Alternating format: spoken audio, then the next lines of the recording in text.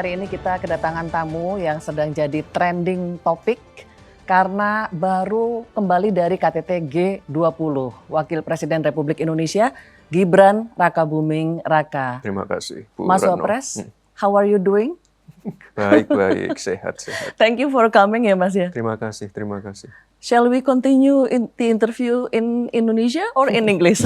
Bahasa Indonesia. Bahasa Indonesia. Karena kemarin siapa tahu nih masih ke bawah hawa-hawa KTT G20 kan Mas Wapres pakai full Inggris waktu di situ. Iya.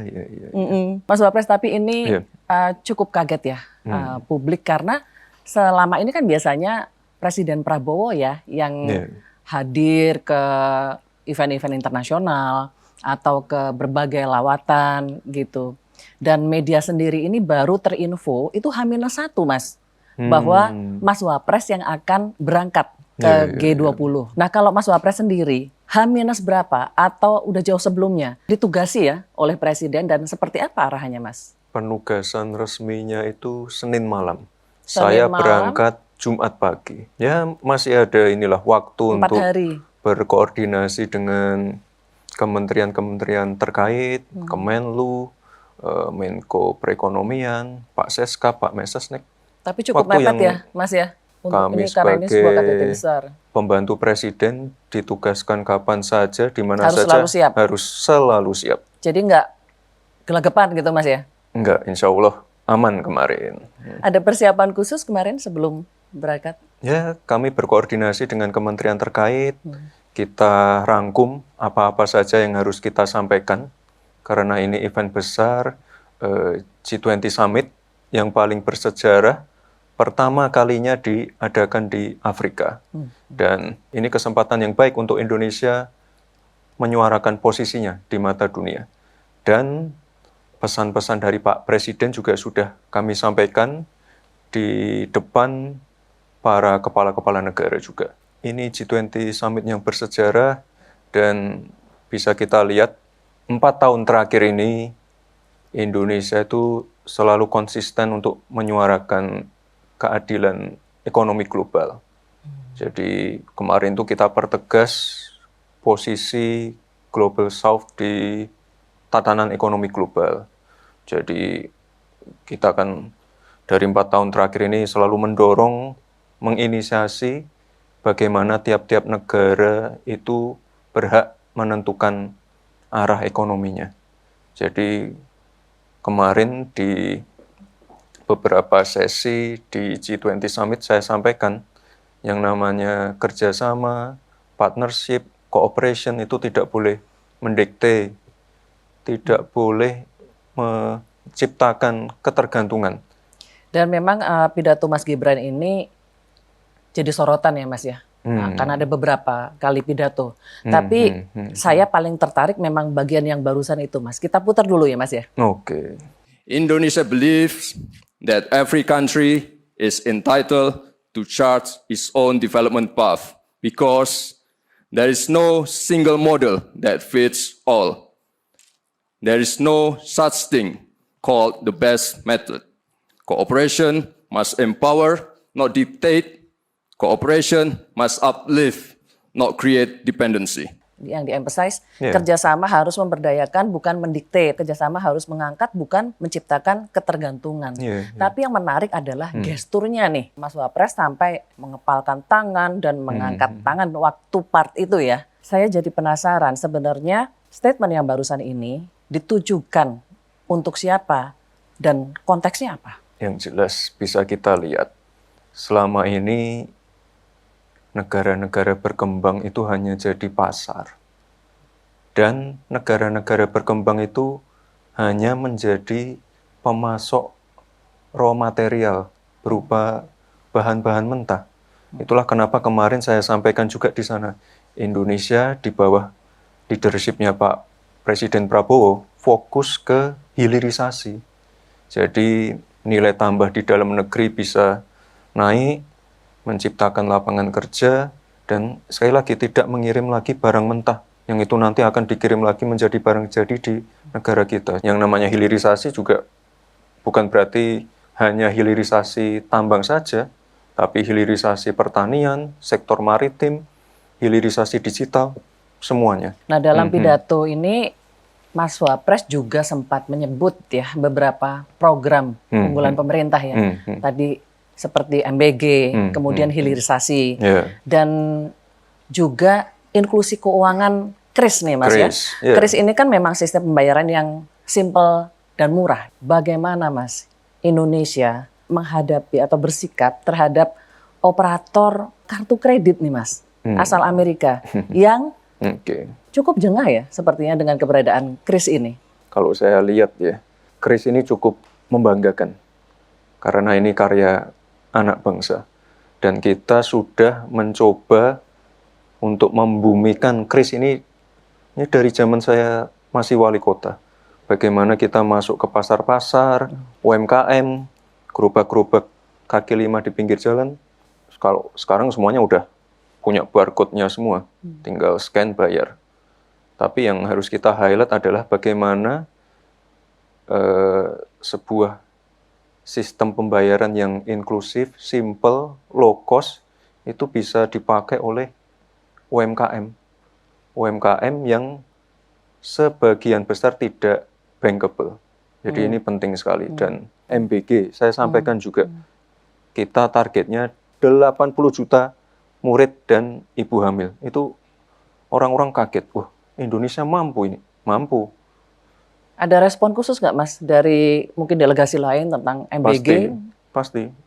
Ada yang kaget, beneran 80 juta sanggup, bisa. Dan kagetnya itu lebih ke apa Mas? Karena ini masih tahun ya? pertama dan penyebarannya cepat. Ya itulah kenapa setelah saya pulang dari Afrika, sebelum saya laporan ke Pak Presiden, paginya saya ngecek MBG dulu. Karena MBG itu penting. Dan setiap kali kunjungan saya ke kota-kota, pulau-pulau terluar, terpencil, yang saya lihat pasti MBG. MBG-nya jalan nggak? Dan ini adalah program yang sangat strategis dan juga sebagai investasi. Kita masih bahas pidato lagi ya Mas, karena saya masih concern tentang satu hal nih dari pidato. Karena Mas Wapres itu menyampaikan mengenai ketimpangan AI nih Mas. Yang Mas Wapres highlight adalah soal inklusivitas. Tapi kalau kita lihat nih Mas, warga plus 62 ini ya, ini masih banyak loh Mas yang khawatir ya bahwa keberadaan AI ini akan menghilangkan peran manusia di sejumlah pekerjaan. Sementara masih banyak nih yang berjibaku cari kerja. Apa Mas langkah pemerintah terkait ini? Apalagi kan Mas Wapres sepertinya kalau saya lihat-lihat ya di sosmed masih sering loh Mas ditagih mengenai janji penciptaan 19 juta lapangan pekerjaan. Jadi ketika saya dilantik, kementerian pertama yang saya kunjungi dan saya beri arahan itu adalah Kementerian Pendidikan. Di situ saya sampaikan pentingnya belajar AI dan coding. Waktu itu warga masyarakat masih belum paham apa ini pentingnya AI dan pelajaran coding. Oh, coding emangnya nanti anak-anak mau diarahkan jadi programmer? Tidak. Jadi arahnya adalah bagaimana kita bisa menciptakan critical thinking dan juga cara berpikir komputasi ke anak-anak sedini mungkin.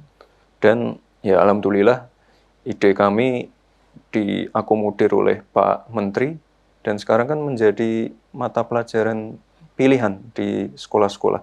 Itu dan di level apa Mas Gibran? Dari SMK ke bawah. Oh, SMA, SMK, dan ke bawah. Nanti akan kita ajarkan sedini mungkin. Yang jelas ini prosesnya masih bertahap dan sekali lagi Pak Presiden itu menaruh concern yang sangat besar pada dunia pendidikan. Jadi kita harus mengikuti tantangan zaman, harus kita jelaskan sekali lagi yang namanya AI tidak akan menggantikan manusia. Justru ini akan menunjang pekerjaan sehari-harinya manusia. Jadi saya yakin tidak akan tergantikan. Dan beberapa sekolah yang saya kunjungi sudah kita berikan pelajaran-pelajaran ya basic prompting dan lain-lain. Respon anak-anak luar biasa dan mereka belajarnya super cepat. Inilah kenapa harus kita siapkan guru-gurunya. Di sosmed kita juga secara konsisten mengupdate juga perkembangan anak-anak ini di sekolah-sekolah. Beberapa pesantren juga sudah kami sentuh. Mereka sekarang ngaji pakai AI juga. Jadi, ngaji pakai AI? Iya, jadi kayak gimana? AI itu bisa digunakan untuk apa saja. Dunia pendidikan, pelayanan publik, semuanya sekarang pakai AI. Jadi kita harus siap. Tapi gimana nih Mas, maksudnya bersiap untuk AI, sementara cari kerja aja banyak yang kesulitan gitu. Banyak yang ngeluh, susah loker gitu katanya Mas.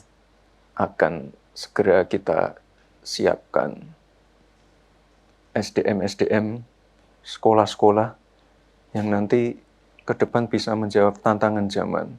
Jadi jangan sampai apa yang dipelajari di sekolah beda dengan apa yang dibutuhkan di dunia industri.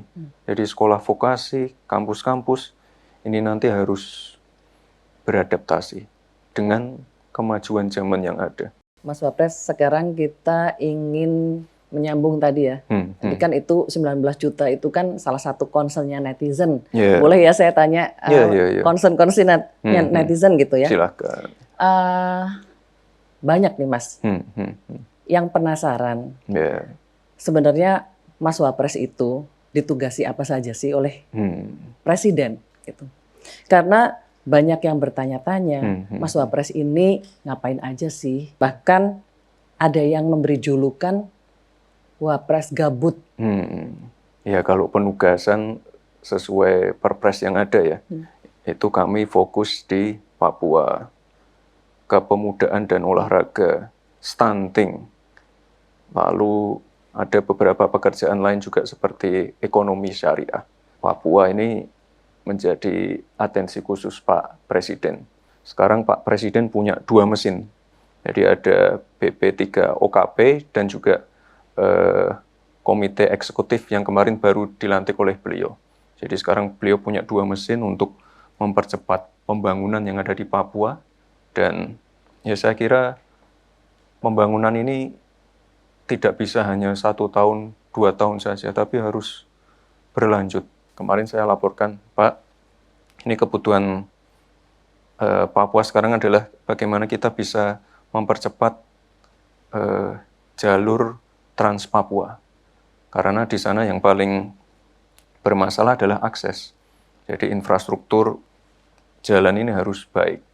Nanti kalau sudah Trans Papua sudah tersambung, otomatis yang namanya inflasi, ketimpangan, masalah pertumbuhan ekonomi, nanti semuanya akan insya Allah terselesaikan. Itu yang kami laporkan ke Pak Presiden kemarin, dan beliau setuju. Saya baru pulang dari Jayapura beberapa bulan yang lalu.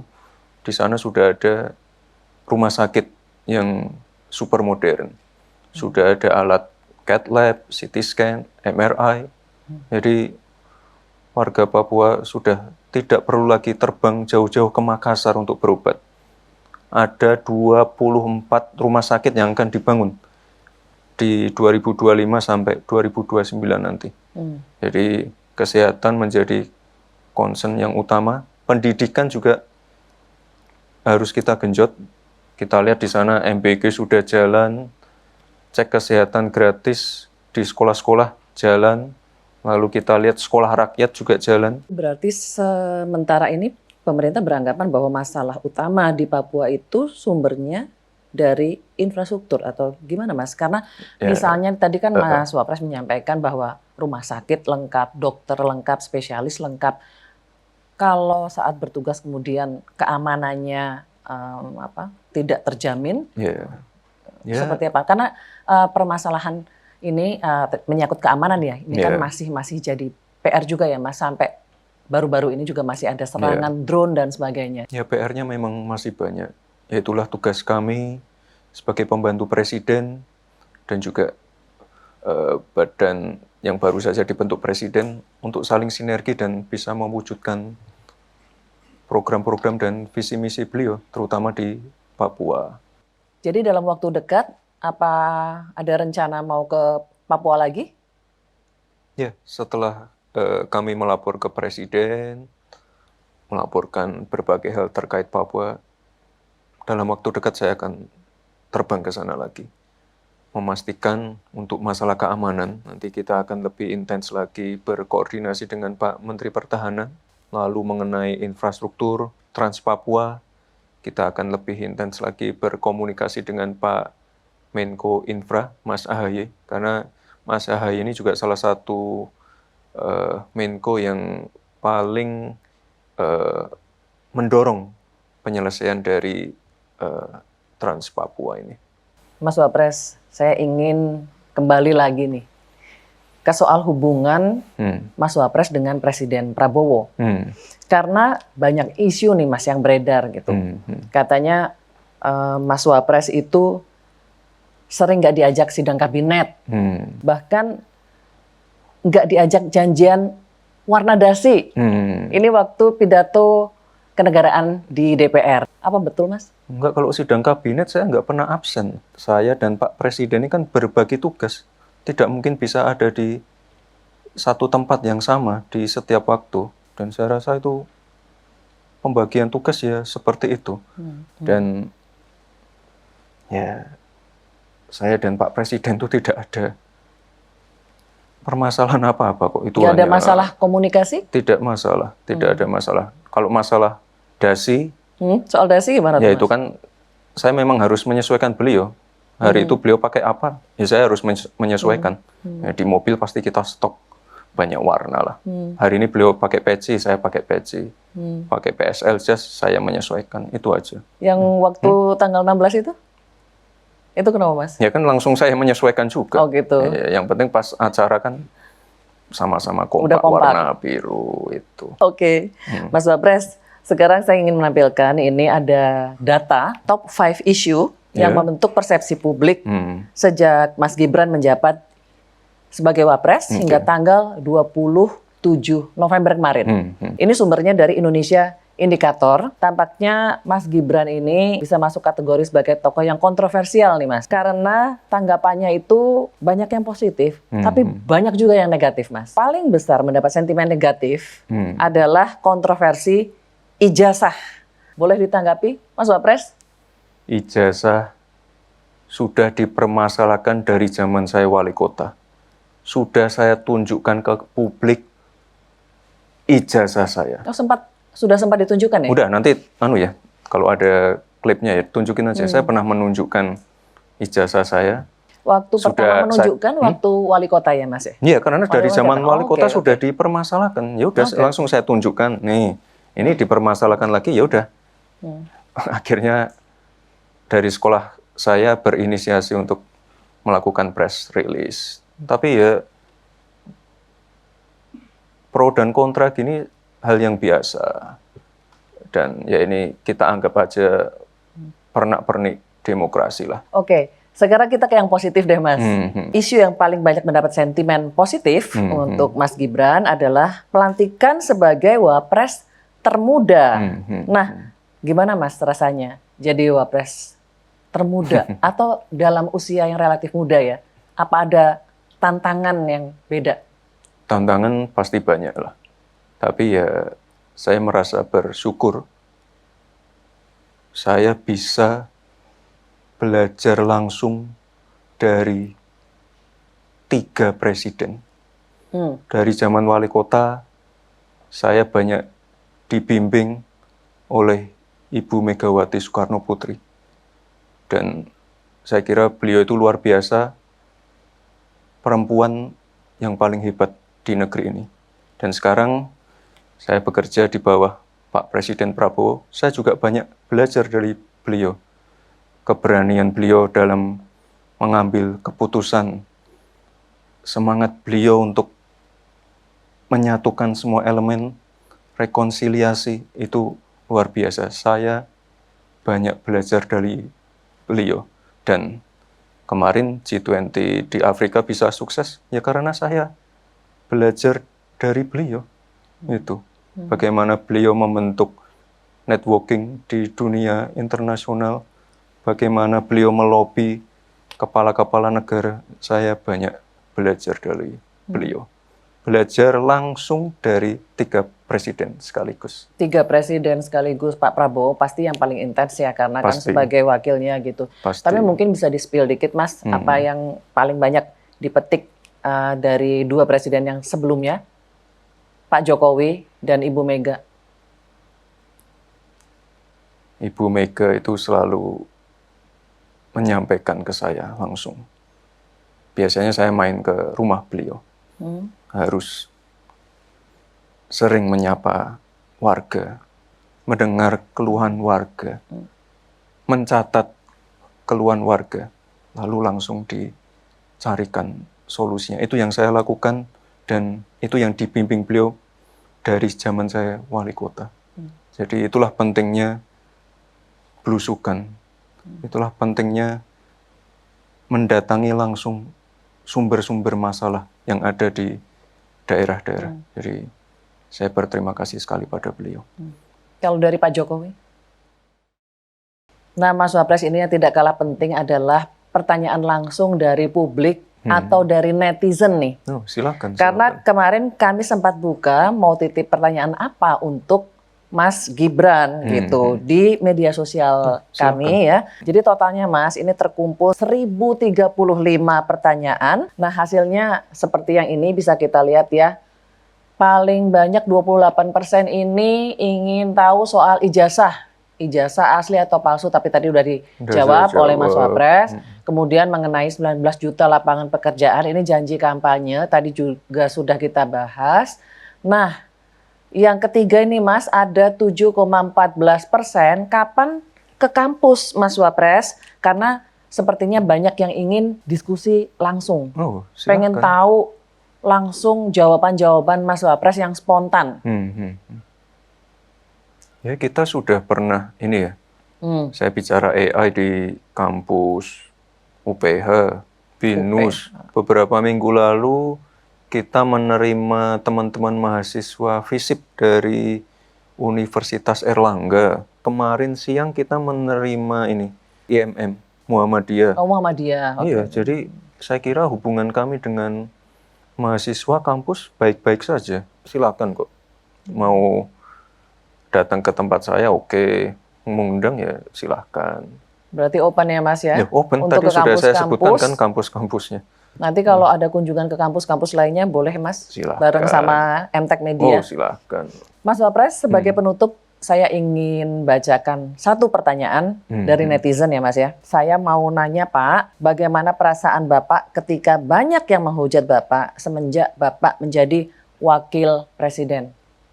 Ya, tidak masalah sih. Itu yaitu bukti bahwa demokrasi di negara kita berjalan dengan baik. Masukan, evaluasi, hujatan itu semuanya kita terima untuk perbaikan ke depan. Yang jelas ya kita tidak perlu baper, tidak perlu bersedih. Semua kekuatan, tenaga pikiran kita fokuskan untuk memastikan sekali lagi program visi misi presiden berjalan dengan baik. Itu. Terima kasih sudah bicara bersama saya. Terima kasih sudah meluangkan waktu. Terima kasih. Terima kasih juga untuk yang sudah menyaksikan. Sampai jumpa. Salam SCTV.